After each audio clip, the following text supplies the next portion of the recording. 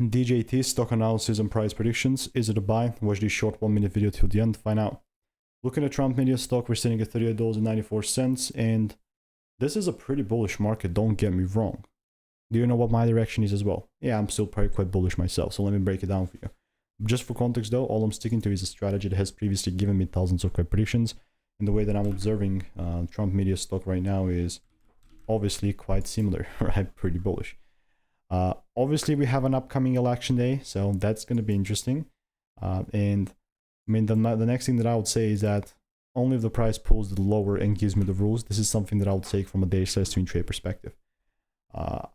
Yeah, I know like my lens on this is pretty bullish and my bias and everything, but unless the rules are met, there is no need for me to force stuff, right? And this is the same exact thing here. So yeah, if you want to learn the strategy, you want to make more money by taking less trades, click the first link in the description. All reviews are 5 stars. See you in the next one.